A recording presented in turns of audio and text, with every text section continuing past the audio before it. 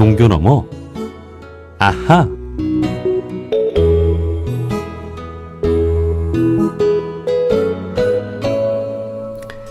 매주 월요일 코너입니다. 종교 너머 아하. 종교의 우를 넘어 이웃 종교와 화합하고 협력하는 분들을 초대해서 이야기 나눠보는 시간인데요. 지난 6월 6일 현충일에 강원도 철원군 국경선 평화학교에서 제1회 코리아 평화의 날 행사가 열렸습니다. 국경선 평화학교는 비무장지대에서 5km 떨어진 곳으로 한반도 평화를 위해 뜻있는 시민들이 모여 설립한 학교인데요. 최근 남북 간의 긴장이 고조되는 가운데 한반도 평화를 염원하는 300여 명의 시민들이 모여 한국전쟁 참전 용사의 희생을 기리는 묵념을 하고 평화의 노래를 부르며 평화의 시대를 염원했습니다. 이에 대한 자세한 이야기 국경선 평화학교 대표이신 정지석 목사님과 말씀 나눠보겠습니다. 목사님 안녕하세요. 네, 안녕하세요. 네. 안녕하세요. 정지석 목사입니다. 예, 반갑습니다. 자, 먼저 네. 청취자분들께 간단한 소개와 인사를 좀 해주실까요? 네, 저는 철원 국경선 평화학교 대표로 있는 정지석 목사입니다. 국경선 평화학교는 2013년 3월 1일 날 개교한 학교인데요. 남북의 평화와 통일을 위해서 일하는 피스메이커를 육성하는 목적을 가지고 세워진 학교입니다. 예.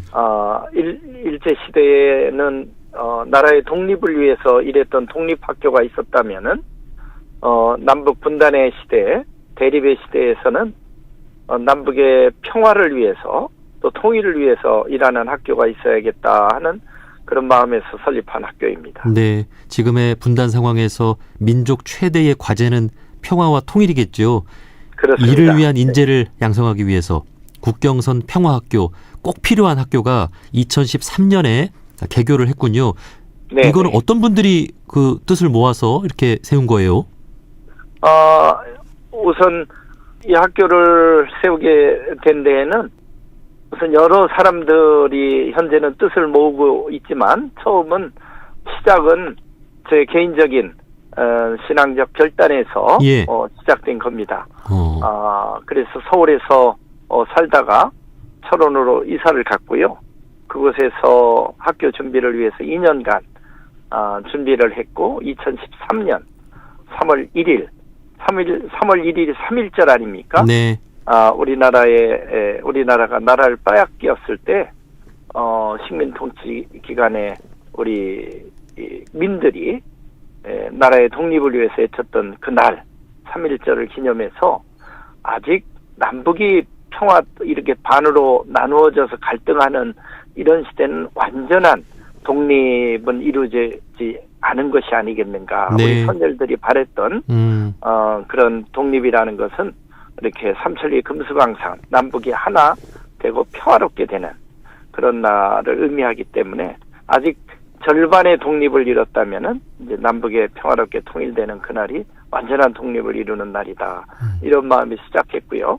여기에 함께하는 분들은 대학의 총장으로 계신 분도 있고요. 성공회 대학 총장으로 함께하셨던 김기석 신부님도 함께 계시고 또 학교 교장 선생님으로 일하셨던 우리 송민영 박사님이라든지 또 각계에서 평화 통일을 위해서 일했던 여러분들이 함께 지금 일을 하고 있습니다. 예. 이렇게 뜻있는 국경선 평화학교인데요. 지난 6월 6일 현충일에 국경선 평화학교에서 제1회 코리아 평화의 날 행사가 열렸네요. 이건 어떤 행사였습니까? 저희들이 6월 6일 현충일이라는 날은 이 전쟁으로 인해서 희생됐던 이들을 이렇게 추모하는 그런 국가 기념일 아닙니까? 예. 그들을 이 시점에서 잘 추모한다는 진정한 의미는 다시는 이런 전쟁이 없는 그런 시대가 돼서 이런 희생자들이 나오지 않아야 되겠다 하는 것이 진정한 목적이라고 저희들은 보았고, 그래서 이날이야말로 우리 남북한 안에게는 이 평화의 날이 아니겠는가, 예. 코리아 평화의 날이 아니겠는가 하는 그런 마음에서 이날을 평화의 날로 정하고, 요즘 특히 남북한이 사이가 예전엔 참 좋았다가 다시 사이가 아주 악화돼서 서로 지금 이 제가 살고 있는 철원에는 북쪽에서 오물풍선이 날라오고 또 이것은 이제 남쪽에서 또 북쪽을 비난하는 풍선이 날아가는 바람에 그런 풍선들이 오고 가면서 참 심상치 않은 그런 이 시대를 겪고 있잖아요. 예. 저희들 저녁에는 비상 경보가 울리고 그런 풍선이 날라오니까 조심해라. 이런 참 있을 수 없는 그런 또 이 남북한의 험악한 시대를 우리가 지내고 있는데 이런 때일수록 우리 이 종교인들은 좀 더 각성하고 우리 시민들은 이제 평화에 대한 그런 경각심을 좀 갖고 이렇게 평화에 대한 그 시민 행사로 열렸던 겁니다. 예. 이 국경선 평화학교가 그 비무장지대에서 5km 떨어진 곳에 있다고 하는데 그 남북 관계가 이렇게 좀 좋았다가 나빴다가 하잖아요. 그렇습니다. 그럴 때마다 그 현장, 그 지역의 분위기는 곧바로 그런 것들을 체감할 것 같아요. 그렇죠. 우선 남북 관계가 좋았을 때에는 이쪽이 좀 평화롭습니다. 그 기운 자체가 그렇죠. 그렇습니다. 아주 뭐 분위기가 많은 사람들이 이곳에 또 찾아오기도 하고요. 또 이 철원이 아주 한탄강이라 이런 참 경관이 수려한 곳입니다. 예. 그래서 관광객들도 많이 오고 그러는데 이 남북 관계가 이렇게 굉장히 좀 좋지 않은 험악한 관계가 되고 또 이렇게 언론에서도 그런 일들이 많이 보도가 되면은 뭐 사람들도 찾아오는 사람도 줄어들지만 이제 이 군사 훈련하는 훈련들도 굉장히 늘어나고요. 또 그 대포 소리라든지 총소리라든지 이런 것들이 자꾸 증가하고 늘어나니까 확실히 마음은 좀 긴장이 되죠. 예. 그 이제 지역민들도 안심하고 살아가고 또 많은 관광객들이 찾을 수 있도록 그 전방 그렇습니다. 지역에 그런 평화로운 분위기가 잘 조성이 돼야 되는 것이 참 중요할 것 같은데요. 그렇습니다. 그런데 그 어렵게 이룬 그 9.19 군사 합의도 이제 그 파기가 되면서 네. 그 참 접경 지역에 무기를 줄여나가는 그런 합의였잖아요. 그렇습니다. 네, 그래서 참 그 다시 한번 위기 상황을 이렇게 느끼게 되는데 지금의 남북 관계를 어떻게 좀 보고 계시고 또 어디서부터 좀 풀어나가면 좋다고 보시는지 좀 의견을 좀 주신다면요. 네, 지금 이 남북 관계가 굉장히 좋지 않습니다. 우선은 이 남북의 정치적인 책임자들이 우선 이렇게 서로를 자극하거나 서로를 비난하거나 또 서로를 이렇게 압박하려고 하는 그런 좀 적대적 자세라고 할까요? 이런 예. 부분을 내려놔야 된다고 봅니다. 예, 예. 그래서 우선 민들을 안심시키고 평화롭게 할 수 있어야 되는 그런 방향으로 자꾸 이 정치적 책임을 진 지도자들이 먼저 솔선수범해서 이 평화의 정책을 자꾸 말하고 말이라도 좀 이렇게 너그럽고 평화로운 그런 언어를 쓰는 게 좋다고 봅니다. 네. 그리고 역지사지가 되어서 서로 상대편의 입장을 좀 배려할 수 있고, 북쪽도 남쪽을 배려하고, 남쪽도 북쪽을 배려하는, 이제 그런 이해하는, 그러한 이 태도들을 회복해야 된다고 봐요. 그래서 이 남북 관계가 우리 남한과 북한이 우선 서로 잘해야 되고, 또 남북 관계는 이 국제적 관계하고 얽혀 있기 때문에요. 네. 우리 역사적으로 우리를 둘러싼 미국과 중국, 또 러시아, 일본이라든지 이런 이들에게 우리 남북은 평화로운 코리아가 되길 원한다. 그런 부분들을 시민들도 많이 알려주는 게 필요합니다. 이번 네. 6월 6일 코리아 평화의 날 행사를 열은 것도 사실 그런 목적이 큽니다. 예. 우리 한반도에서는 전쟁을 원하는 사람은 아무도 없다. 네. 소수의 몇 사람들만 이렇게 할 뿐이지 사실은 거의 모든 사람은 다시는 우리나라에서는 예전 한국전쟁 같은 전쟁이 다시는 일어나서는 안 된다. 이런 것이 우리 모든 시민들의 마음이고 또 이런 마음이 우리 자녀들에게까지도 그렇게 교육을 하고 있다 하는 것을 알리고자 하는 것. 이것이 이번 6월 6일 날 코리아 평화의 날에 특히 접경 마을에서 시민들이 와서 평화의 노래를 부르고 또 평화의 메시지를 내고 했던 이유가 다 그런 목적과 이유가 있었죠. 네, 우리 한반도에 살아가는 우리 주일인 시민들이 네, 이렇게 평화를 원한다라고 하는 것을 참 보여주는 제1회 네. 코리아 평화의 날 행사 아주 뜻깊고 그러한 마음들이 국가 지도자들에게도 좀 전달이 돼서 네, 좀 네, 그렇습니다. 이렇게 좀 남북 간의 화해를 위한 여정을 좀 가주셨으면 좋겠다는 생각이 듭니다. 그렇습니다. 자, 그리고 이번 코리아 평화의 날은 그래서요.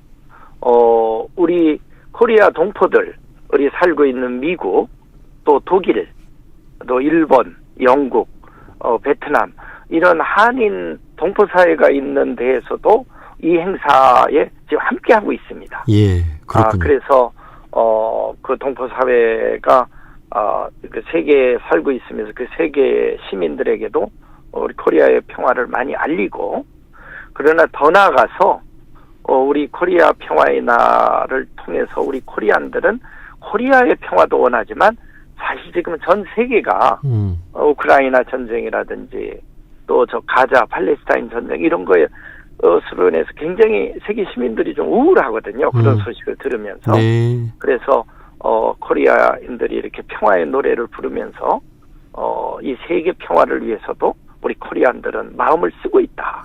기도하고 있다.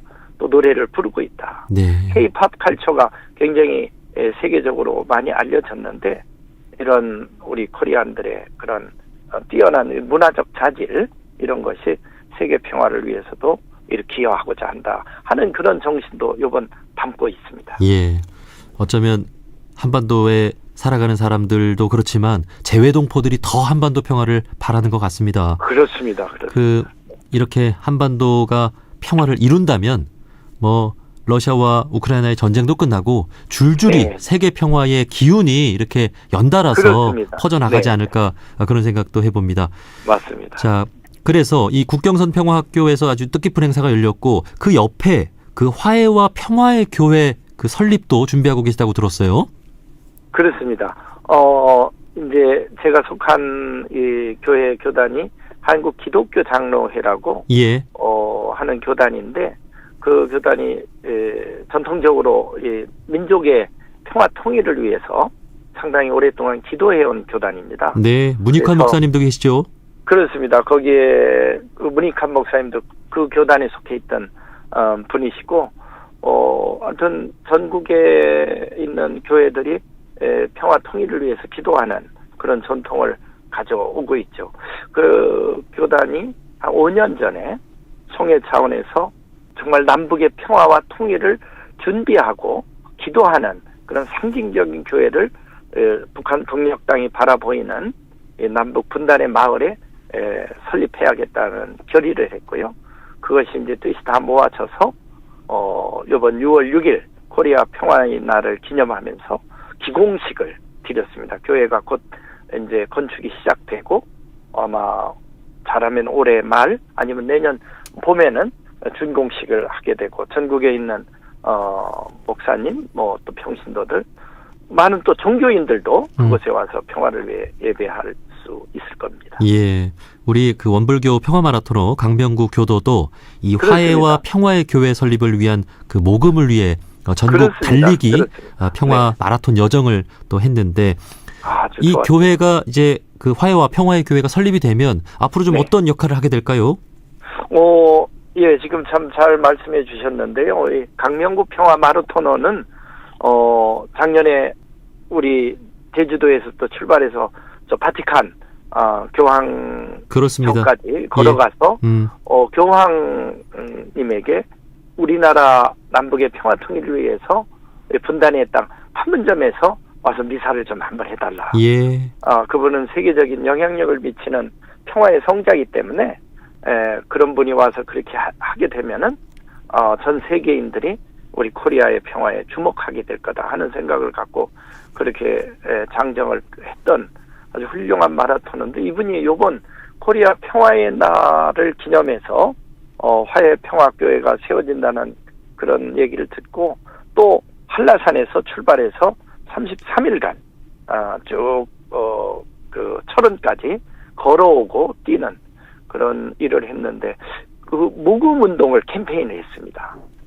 우리 시민 또 크리스찬이든 아니든 이런 남북의 평화와 통일을 위한 그런 교회가 지어진다니까 우리가 적던 크던 거기에 기금을 모으자 하는 일을 해서 저희 교단 관계자들에게도 많은 감동을 줬지요. 그리고 이 원불교 그분은 크리스찬도 아니고 원불교를 신자로 알고 있는데 그렇습니다. 이제 그런 분이 또 그렇게 한다니까 우리나라 이 다종교 사회 속에서 이 종교 간의 갈등이 좀 일어나고 있는 것도 있지만 상당히 아름다운 종교 간의 서로 협력 그렇게 평화와 통일을 위해서 그런 선한 가치를 위해서 일하시는 그런 미덕을 보여주셔서 굉장히 감동적이고 그날도 축사를 그 기공식에서 그분이 하셨습니다. 예.